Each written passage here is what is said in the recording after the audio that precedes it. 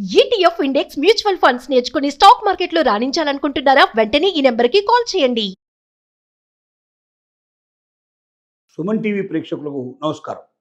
Trump సర్కారు మరొక పెద్ద బాంబు పేల్చింది.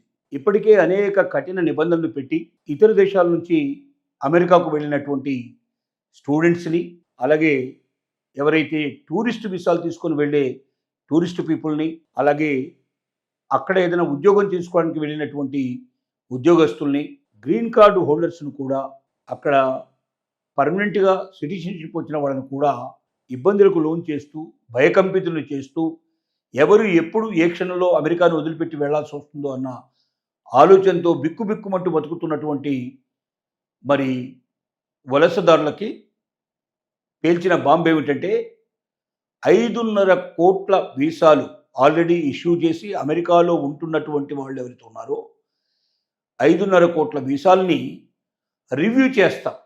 అంటే మళ్ళొకసారి మేము పరీక్ష చేస్తాం. ప్రతి ఒక్క వీసాని ఆల్రెడీ అమెరికాకు వచ్చిన వాళ్ళని, ఈ 5.5 కోట్ల మందిని ఒకసారి పరీక్ష చేస్తాం. దాంట్లో కొంతమంది టూరిస్ట్ మీద వీసాల మీద వచ్చిన వాళ్ళు ఉన్నారు, కొందరు చదువుకోవడానికి స్టూడెంట్ వీసాల మీద వచ్చిన వాళ్ళు ఉన్నారు, కొంతమంది ఉద్యోగాలు చేయడానికి వచ్చిన వాళ్ళు ఉన్నారు. అంటే B1 B2 వీసాలు కానీ, F1 F2 వీసాలు కానీ, అలాగే H1B వీసాలు కానీ, ఇలాంటి రకరకాల వీసాల మీద అక్కడ చేరుకున్న వాళ్ళు ఉన్నారు. ఈ వీసాలన్నిటిని కూడా మరొకసారి మేము రివ్యూ చేసి, ప్రతి ఒక్క వీసాదారుడు అంతకుముందు ఏదైనా క్రిమినల్ యాక్టివిటీస్లో ఏదైనా పాల్గొని ఉన్నట్టయితే వెంటనే అతను అమెరికాను వదిలిపెట్టి వెళ్ళిపోవాల్సి వస్తుంది అని చెప్పి మరి వాళ్ళు చెప్పారు. రెండోది, మనకు ట్రంప్ చెప్తున్న విధానం ఏంటంటే, ఒక క్రిమినల్ రికార్డు ఉండటమే కాదు, ఇక్కడికి వచ్చిన తర్వాత ఏదైనా తప్పులు పొరపాట్లు చేశారా అమెరికా లోపల, అలాగే వాళ్ళ సోషల్ మీడియాలో ఎక్కడైనా సరే అమెరికా ప్రభుత్వాన్ని గురించి కానీ, అమెరికా జీవన విధానాల గురించి కానీ, అమెరికా మిత్ర దేశాలకు సంబంధించిన వాళ్ళ గురించి కానీ ఏదైనా అపభ్రంశ మాటలు, తప్పుడు మాటలు, లేకపోతే దానికి వ్యతిరేకంగా ఏదైనా మాటలు మాట్లాడి ఉన్నట్టయితే సోషల్ మీడియాలో వాళ్ళు పోస్ట్ పెట్టాల్సిన అవసరం లేదు. ఎవరైనా పెట్టిన పోస్ట్ని వాళ్ళు దాన్ని ఫార్వర్డ్ చేసినా సరే అలాంటి వాళ్ళ మీద కూడా యాక్షన్ తీసుకోవాలి అని చెప్పి నిర్ణయానికి వచ్చారు.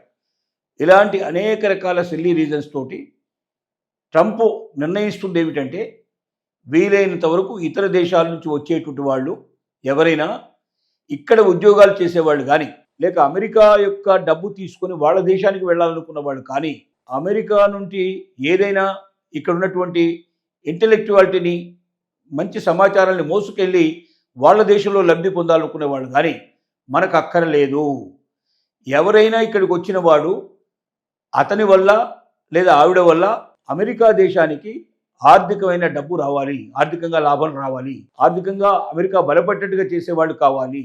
అంటే వాళ్ళు ఇతర దేశం నుంచి పెట్టుబడి తీసుకొచ్చి ఇక్కడ పెట్టేటట్టయినా ఉండాలి, లేక ఇక్కడ డబ్బుని సృష్టించి ఆ ధనాన్ని మన దేశానికి ఇచ్చి వెళ్ళేటట్టుగా ఉండాలి.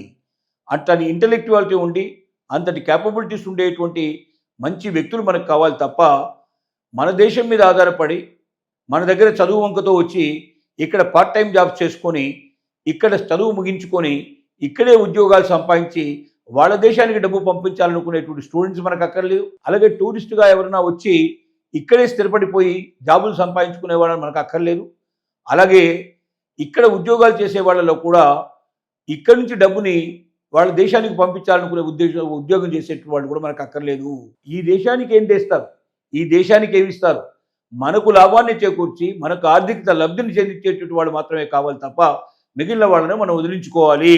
అలా వదిలించుకోవడానికి ఒక మంచి మార్గం ఏమిటంటే, 5.5 కోట్ల వీసాల్ని మరొకసారి రివ్యూ చేస్తాం. దీంట్లో ఏ లోపం ఏర్పడ్డ వాళ్ళకి ఆల్రెడీ వీసా ఇష్యూ చేసి ఉన్నా, అమెరికాలో వాళ్ళు ఎంటర్ అయి ఉన్నా వాళ్ళని వెంటనే ఇంటికి పంపించేట్టు ఏర్పాటు మేము చేస్తాం, వాళ్ళు తిరిగి వెళ్లాల్సిందే అని చెప్పి హెచ్చరికలు జారీ చేస్తున్నాడు. దీనివల్ల సుమారుగా భారతీయులు 50 లక్షల మంది తిరిగి వెనక్కి రావాల్సిన పరిస్థితులు ఏర్పడతాయేమో అనేది ఒక అంచనా. అంటే ఏదో ఒక చిన్న చిన్న తప్పులు, డ్రైవింగ్లో ఏదైనా పొరపాటు చేయడం కానీ, డ్రంక్ అండ్ డ్రైవ్ లాంటి దాంట్లో పట్టుబట్టడం కానీ, ఇలాంటి ఒక చిన్న చిన్న తప్పులు చేసిన వాళ్ళు చాలామంది ఉన్నారు. అలాగే ఉద్యోగాలు కొన్ని టైమింగ్స్ ఉంటాయి, ఆ టైం తప్ప చేయడానికి వీలేదు. స్టూడెంట్ ఉద్యోగులు అయితే స్టూడెంట్షిప్ ఉండే వాళ్ళు ఎవరుతున్నారో వాళ్ళు యూనివర్సిటీలో మాత్రమే ఏదైనా ఉద్యోగాలు దొరికితే చేయాలి తప్ప అవుట్ సైడ్కి వచ్చేసి యూనివర్సిటీ కాకుండా ఉద్యోగం చేస్తే వాడి తప్పు అవుతుంది. అమెరికాలో అది నేరంగా పరిగణించబడుతుంది. అలాగే అవుట్ సైడ్లో ఉద్యోగం చేయడానికి అవకాశం ఉన్న వాళ్ళు కూడా కొన్ని గంటలు మాత్రమే పరిమితంగా ఉద్యోగాలు చేయాలి తప్ప అంతకన్నా ఎక్కువ గంటలు ఉద్యోగం చేసినట్టయితే దాన్ని నేరం కింద పరిగణించబడుతుంది. అక్కడ ఇలాంటి అనేక రకాల సాకులు చూపించి లేదా ఏదో ఒక పోస్ట్ పెట్టావు నువ్వు వాట్సాప్ లోపల ఎవరికో ఈ దేశం గురించి కానీ ఇక్కడ ఉన్నటువంటి ఈ దేశంలో ఉన్నటువంటి ఏదైనా నియమాల గురించి కానీ లేక ఇక్కడ సాంప్రదాయాల గురించి కానీ బాగాలేదనో చెడ్డగా ఉందనో నవ్వుతూ వచ్చేట్టుగానో అపహాస్యం చేసేటట్టుగానో ఏదైనా ఒక పోస్ట్ పెట్టినా ఎవరైనా పోస్ట్ పెడితే దాన్ని ఇంకెవరికైనా ఫార్వర్డ్ చేసినా వెంటనే మీకు వీసాలు రద్దు చేస్తానని చెప్తున్నాడు. అంటే ఏదో ఒక సాకు చూపించి ఏదో ఒక కారణం చూపించి భారతీయుల్ని ఇతర వలసదారుల్లో ఆ దేశం మీద ఆధారపడి అక్కడ సంపాదించాలని కోరుకుంటున్న వాళ్ళందరినీ వెంటనే వెనక్కి పంపించేట్టు ఏర్పాటు చేస్తున్నాడు. ఈ బాధలో కనీసం 50 లక్షల మంది దీనికి బలైపోయేటట్టుగా కనబడుతున్నారు. 50 లక్షల మంది అంటే మామూలు విషయం కాదు. ఇప్పటికే సగానికన్నా ఎక్కువగా వచ్చే ఏర్పాట్లు చేసుకున్నట్టుగా కనబడుతోంది. ఈ దెబ్బతో ఇంకా ఎక్కువ మంది వచ్చే అవకాశాలు ఉంటాయి. ట్రంప్ ఉన్నంతకాలం లేక ట్రంప్ తర్వాత కూడా దాన్నే ఆధారంగా చేసుకుని ట్రంప్ విధానాలే పాటించేటువంటి ఇంకొక ప్రెసిడెంట్స్ వచ్చినా కూడా తప్పనిసరిగా ఈ రకమైన ప్రాబ్లం ఇంకా భవిష్యత్తులో కూడా ఉండే అవకాశం ఉంది. కాబట్టి ఎవరికైతే శక్తి సామర్థ్యాలు ఉన్నాయో ఎవరైతే భారతదేశంలో అయినా సరే తమ కాళ్ళ మీద తాము నిలబడదాం కష్టపడి పనిచేసుకుందాం అనుకున్న వాళ్ళకి కావాల్సిన అవకాశాలు మన దేశంలో ఉన్నాయి. ఒకవేళ మన దేశమే కాకుండా అమెరికా కాకుండా యూరోప్ దేశాల్లో ఎదురు చూస్తున్నాయి. ఆస్ట్రేలియా లాంటి దేశం పిలుస్తోంది. ఇలాంటి చాలా దేశాల నుంచి మనకు ఆహ్వానాలు వస్తున్నాయి. కాబట్టి అమెరికాలో ఇలాంటి జీవితం గడుపుతూ అనుక్షణం ఏం జరుగుతుందో తెలియక ఎప్పుడు మనల్ని దొంగగా మార్చేసి దొంగగా గుర్తించి మనకి చేతులకు సంఖ్యలు వేసి మరి ఫ్లైట్లో భారతదేశానికి పంపించేటువంటి ప్రయత్నం జరగకముందే మనకుగానే అక్కడి నుంచి వచ్చేసి మరొక దేశానికి వెళ్ళడం కానీ భారతదేశంలో స్థిరపడటం కానీ చేస్తే బాగుంటుంది. మన మర్యాద దక్కించుకున్నట్టుగా ఉంటుంది.